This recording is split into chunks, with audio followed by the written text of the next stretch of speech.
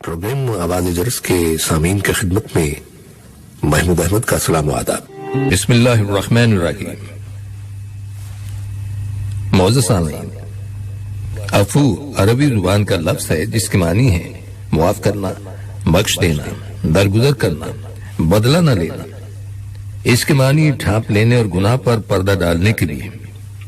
शरीयत के एतबार से अफू से मुराद किसी की ज्यादती और बुराई पर इंतकाम की कुदरत और ताकत के बावजूद इंतकाम न लेना और मुआफ कर देना।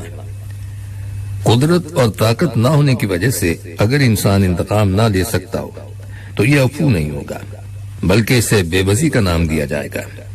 अफू सिर्फ कादिर होने की सूरत में है। अफू का अदना दर्जा यह है कि आदमी मुआफ कर दे, खा तबीयत उस पर आमादा न हो, और आला दर्जा यह है कि दिल की रजा और खुशी के साथ मुआफ करे, और अगर मुमकिन हो तो उसके साथ कुछ एहसान भी करे। बुजुर्गान दीन के अखलाक की एक अहम खसूसियत यह है कि वो बुराई का बदला भलाई के साथ देते हैं और ज्यादती और जुल्म पर अफू दरगुजर का अमली मुजाहिरा पेश करते हुए मुआफ कर देते हैं। हजरत अनस रज़ियल्लाहु ताला अन्हु से मरवी है कि नबी अकरम सल्लल्लाहु अलैहि वसल्लम ने इरशाद फरमाया, जब मैंने जन्नत में ऊंचे ऊंचे महल्लात देखे तो जिब्रील अलैहिस्सलाम से पूछा, ये किन लोगों के लिए है? उन्होंने अर्ज की, या रसूल अल्लाह, ये उन लोगों के लिए है जो गुस्से को पी जाते हैं और लोगों से दरगुजर करते हुए उन्हें माफ कर देते हैं। हजरत अबू हुरैरा रज़ियल्लाहु ताला अन्हु से मरवी है कि नबी अकरम सल्लल्लाहु अलैहि वसल्लम सहाबा इकराम के हमरा एक महफिल में जलवा अफरोज थे कि एक आदमी आया और हजरत अबू बकर सिद्दीक रज़ियल्लाहु ताला अन्हु को बुरा भला कहने लगा। उन्होंने उसका जवाब तक न दिया, खामोश रहे। इस पर नबी अकरम सल्लल्लाहु अलैहि वसल्लम मुस्कुराते रहे। थोड़ी देर के बाद हजरत अबू बकर सिद्दीक रज़ियल्लाहु ताला अन्हु ने उस शख्स की बात बातों की तरदीद की जिस पर नबी अकरम सल्लल्लाहु अलैहि वसल्लम नाराज होकर वहां से उठकर चले गए।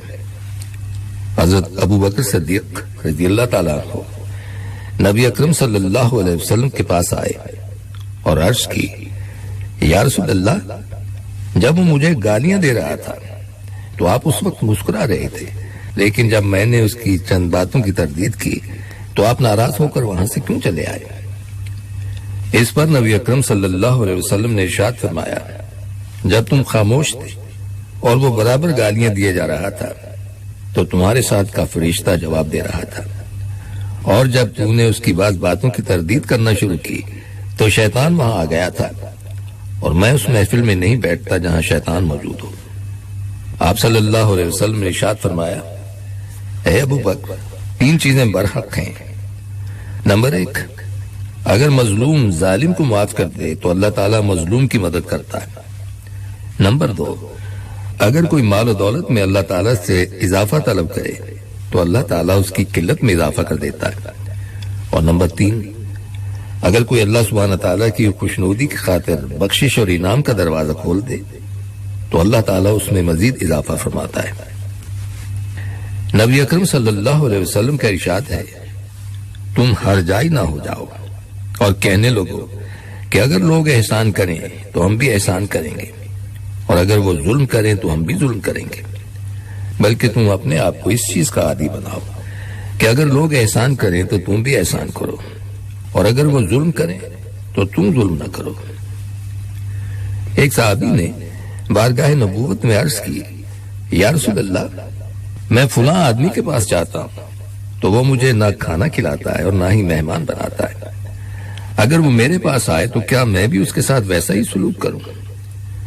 इस पर नबी अकरम सल्लल्लाहु अलैहि वसल्लम ने इरशाद फरमाया, नहीं, बल्कि तुम उसे खाना खिलाओ। नबी अकरम सल्लल्लाहु अलैहि वसल्लम का इरशाद है, सिला रहमी करने वाला वो नहीं जो किसी का बदला दे, बल्कि वो है कि अगर तुम उसके साथ ताल्लुकात मुनक़ता करो तो वो तुम्हारे साथ मेल जोल रखे। शरीफाना अखलाक की निशानी यह है कि तुम उसे माफ करो जो तुम पर जुल्म करे, और जो तुमसे कतई ताल्लुक कर दे उसके साथ मेल जोल रखो, और जो तुम्हें महरूम करे उसके साथ बख्शिश करो। बुजुर्गान दीन के अखलाक का अगर मुतालिया किया जाए तो ये बात रोज़े रोशन की तरह अयां हो जाती है کہ صوفی تنہائی میں اللہ تعالیٰ کی بارگاہ میں گڑ گڑا کر روتا ہے، مگر وہ لوگوں کے سامنے خوشباش نظر آتا ہے۔ اس کے دل کی تجلیات کی وجہ سے اس کے چہرے پر مسرت کی جھلک نمایاں ہوتی ہے، کیونکہ اس کا باطن روحانی منازل طے کرتا ہے، اور اللہ سبحانہ تعالیٰ کی جانب سے اس پر ایسے انعامات نازل ہوتے ہیں جن سے اس کا قلب انوار الہیہ سے لبریز ہو جاتا ہے۔ سامعین، جیسا کہ آپ جانتے ہیں کہ عربی زبان میں اخ کے معنی بھائی کے ہیں، اسی لفظ سے اخوت بنا ہے جس سے مراد بھائی چارہ ہے۔ مسلمان خواہ دنیا کے کسی بھی گوشے میں رہتے ہوں اور کسی بھی گروہ یا نسل یا قوم سے تعلق رکھتے ہوں، وہ انما المؤمنون اخوہ کے تحت آپس میں بھائی بھائی ہیں۔ اللہ تعالیٰ کے نیک بندوں کی روزمرہ کی زندگی میں اکثر بھائی چارے کا اظہار ہوتا ہے۔ ایک مرتبہ حضرت قیس بن سعد رحمۃ اللہ علیہ بیمار ہو گئے۔ بھائیوں نے عیادت میں تاخیر کی وجہ پوچھی تو لوگوں نے کہا کہ وہ آپ کے مخلوص ہیں، اس لیے آنے سے شرماتے ہیں۔ اس پر آپ نے کہا، اللہ اس مال کو غارت کرے جو بھائیوں کو بھائی کی ملاقات سے روکے۔ انہوں نے اعلان کروا دیا کہ قیس کا جو مخلوص ہے اس کا قرض معاف کیا جاتا ہے۔ یہ اعلان سن کر رات کے وقت بے شمار لوگ آپ کے گھر عیادت کے لیے آئے۔ ایک شخص 400 درہم کا مخلوص تھا، وہ حضرت امام حسن رضی اللہ تعالیٰ عنہ کے گھر گیا، دروازہ کھٹکھٹایا، وہ باہر آئے اور پوچھا، کیوں آئے ہو؟ کہنے لگا، میں 400 درہم کا مخلوص ہوں۔ حضرت امام حسن رضی اللہ تعالیٰ عنہ نے حکم دیا کہ اسے 400 درہم دے دیے جائیں، اور خود روتے ہوئے گھر میں داخل ہوئے۔ لوگوں نے عرض کی کہ اے فرزند رسول صلی اللہ علیہ وسلم، رونے کی کیا وجہ ہے؟ آپ نے فرمایا، میں اس لیے روتا ہوں کہ میں نے اس شخص کے حال کی جستجو میں کوتاہی کی ہے، یہاں تک کہ میں نے اسے سوال کی ذلت میں ڈال دیا۔ قرآن حکیم کی سورہ المائدہ میں اللہ سبحانہ تعالیٰ کا ارشاد ہے، جس کا ترجمہ ہے، اور نیکی اور پرہیزگاری کے کاموں پر ایک دوسرے کی مدد کیا کرو، اور گناہ اور ظلم کے کام پر ایک دوسرے کی مدد نہ کیا کرو۔ اس آیت میں مذہب اور ملت کی تمیز کیے بغیر ہر انسان کے ساتھ نیک کاموں میں تعاون کرنے کا درس دیا گیا ہے۔ لہذا بھوکے کو کھانا کھلانا، ننگے کو لباس مہیا کرنا، اور مریض کی جان بچانے کی پوری کوشش کرنا، خواہ وہ کافر ہی کیوں نہ ہو، مومن کی زندگی کا وتیرہ ہونا چاہیے۔ جب کوئی شخص کسی کے ساتھ رشتہ یا اخوت و محبت استوار کرے تو پھر دونوں کو چاہیے کہ وہ نیاز مندی کے ساتھ بارگاہ الہی سے اخوت و محبت میں خیر و برکت کے طالب رہیں اور دعائیں مانگیں۔ اگر ان دونوں کی محبت میں خیر و برکت ہوئی تو یہ ان دونوں کے لیے جنت کا دروازہ ہے، جیسا کہ قرآن حکیم کی سورہ الفرقان میں ارشاد الہی ہے، جس کا ترجمہ ہے، اور اس دن ہر ظالم غصے اور حسرت سے اپنے ہاتھوں کو کاٹ کاٹ کھائے گا اور کہے گا، کاش میں نے رسول اکرم کی معیت میں آ کر ہدایت کا راستہ اختیار کر لیا ہوتا، ہائے افسوس، کاش میں نے فلاں شخص کو دوست نہ بنایا ہوتا۔ ایک بزرگ فرماتے ہیں کہ جب غیبت شروع ہو جائے تو اخوت کا خاتمہ ہو جاتا ہے۔ اس کی وجہ یہ ہے کہ روحانی اخوت آمنے سامنے ہوتی ہے۔ اگر کوئی کسی کے خلاف دل میں رنجش رکھے اور جب اس کی کوئی بات اسے بری لگے اور اس کا اظہار کر کے خود اس کا ازالہ نہ کیا جائے یا اس سے اس کا ازالہ نہ کرایا جائے تو اس کا مطلب ہے کہ یہ آمنے سامنے کی بے لاگ دوستی نہیں بلکہ روح گردانی ہے۔ حضرت جنید رحمۃ اللہ علیہ فرماتے ہیں، اگر دو شخص اللہ کی رضا کی خاطر آپس میں دوستی کر لیں، بعد میں ان میں سے کوئی ایک دوسرے سے نفرت کرے تو سمجھ لیجئے کہ ان میں سے کسی ایک میں ضرور خامی ہے، کیونکہ روحانی دوستی صاف اور شیریں پانی سے بھی پاکیزہ تر ہے، اور جو کام اللہ سبحانہ تعالیٰ کے لیے ہوتا ہے اس میں اللہ صفائی پیدا کرتا ہے، اور جو کام صاف ہو وہ ہمیشہ باقی رہتا ہے۔ لیکن دائمی اور سچی محبت کا یہ اصول ہے کہ باہمی مخالفت نہ ہو، جیسا کہ نبی اکرم صلی اللہ علیہ وسلم کا فرمان ہے، تم اپنے بھائی کے ساتھ جھگڑا نہ کرو اور نہ مذاق کرو، اور اس سے ایسا وعدہ نہ کرو جو پورا نہ کر سکو۔ اخوت و محبت کا ایک حق یہ ہے کہ اگر کسی کے ساتھ قطع تعلق ہو جائے تو اس کے بعد بھی اپنے بھائی کا ذکر خیر کیا جائے۔ کہتے ہیں کہ ایک نوجوان حضرت ابو دردہ کی محفل میں بیٹھا کرتا تھا جس کو آپ دوسروں پر ترجیح دیا کرتے تھے۔ اتفاق سے وہ نوجوان کبیرہ گناہ میں مبتلا ہو گیا۔ آپ کو خبر ہوئی، لوگوں نے عرض کی کہ کاش آپ اسے الگ کر کے چھوڑ دیتے۔ اس پر آپ نے ان لوگوں سے کہا، سبحان اللہ، کیا دوست کو کسی بات پر چھوڑا جا سکتا ہے؟ دوستی کا رشتہ خونی رشتے کی مانند ہوتا ہے۔ کچھ لوگ ایسے ہوتے ہیں جن سے اتفاقیہ کوئی لغزش ہو گئی یا غفلت و کوتاہی واقع ہو گئی، لیکن ان کی اصلاح کی توقع ہو۔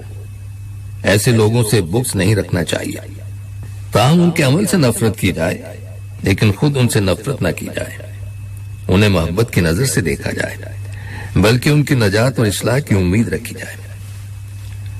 حدیث میں آتا ہے کہ جب لوگوں نے اس آدمی سے بدکلامی کی جس نے بدکاری کی تھی، تو نبی اکرم صلی اللہ علیہ وسلم نے انہیں خاموش کرا کے تنبیہ کرتے ہوئے فرمایا، تم اپنے بھائی کے برخلاف شیطان کے مددگار مت بنو۔ حضرت ابراہیم علیہ السلام فرماتے ہیں، اگر تمہارا روحانی بھائی کسی گناہ کا مرتکب ہو تو تم اس کے گناہ کی وجہ سے اس کے ساتھ قطع تعلق مت کرو اور نہ ہی اسے چھوڑ دو، کیونکہ اگر آج اس سے گناہ سرزد ہوا ہے تو وہ کل اسے چھوڑ بھی سکتا ہے۔ مزید یہ کہ انتقام لینے سے انسان میں تنگ نظری اور تعصب پیدا ہو جاتا ہے، جبکہ معاف کرنے سے وسعت قلبی پیدا ہوتی ہے اور اخوت و محبت کا احساس اور جذبہ انسان کے دل میں موجزن ہوتا ہے۔ جیسا کہ قرآن حکیم میں ارشاد باری تعالیٰ ہے، جس کا ترجمہ ہے، اور جو شخص صبر کرے اور اپنے نفس پر قابو رکھنے کے لیے قدرت کے باوجود چھوڑ دے، یعنی معاف کر دے، تو بلا شبہ یہ بڑی ہمت کے کام ہے۔ اصل میں عفو اللہ سبحانہ تعالیٰ کی خصوصی اور امتیازی صفت ہے، اس لیے اللہ سبحانہ تعالیٰ نے اس کے اختیار کرنے کی بار بار تلقین فرمائی ہے اور مختلف انداز میں اپنی عفو و بخشش کا اعلان کیا ہے۔ قرآن حکیم کی سورہ نساء میں ارشاد باری تعالیٰ ہے، جس کا ترجمہ ہے، بے شک اللہ بڑا معاف فرمانے والا، بڑی قدرت والا ہے، اور وہی تو ہے جو اپنے بندوں کی توبہ قبول کرتا ہے اور ان کی غلطیوں سے درگزر کرتا ہے۔ اللہ سبحانہ تعالیٰ نے نبی اکرم صلی اللہ علیہ وسلم کو بھی عفو و درگزر کی تلقین فرمائی۔ جب اللہ تعالیٰ اور نبی اکرم صلی اللہ علیہ وسلم لوگوں کے ساتھ عفو و درگزر کرتے ہیں تو اللہ چاہتا ہے کہ اس کے بندے بھی آپس میں عفو و درگزر سے کام لیں۔ چنانچہ قرآن حکیم کی سورہ البقرہ میں ارشاد ہے، جس کا ترجمہ ہے، سو تم درگزر کرتے رہو اور نظر انداز کرتے رہو۔ اگر کوئی انسان مصیبت میں مبتلا ہو تو اسے اس آفت اور مصیبت سے چھٹکارا دلانا چاہیے، کیونکہ نبی اکرم صلی اللہ علیہ وسلم کا ارشاد ہے، جو اپنے بھائی کی ضرورت پوری کرتا ہے اللہ تعالیٰ اس کی ضرورت پوری کرتا ہے۔ اللہ سبحانہ تعالیٰ کے لیے محبت کی نشانی یہ ہے کہ اس میں دنیاوی اغراض اور احسان کا شائبہ تک نہ ہو، کیونکہ جو محبت غرض سے ہوتی ہے وہ پوری ہونے کے بعد زائل ہو جاتی ہے، اور جس دوستی میں کوئی غرض وابستہ نہ ہو وہ دوستی پائیدار رہتی ہے۔ اور سامعین، ان کلمات کے ساتھ ہی ہمارے آج کے پروگرام کا وقت بھی ختم ہوتا ہے، اس دعا کے ساتھ کہ اللہ تعالی ہم سب کو صراط مستقیم پر چلنے کی توفیق عطا فرمائے، آمین۔ آئندہ ملاقات تک کے لیے محمود احمد کو اجازت دیجیے، اللہ حافظ۔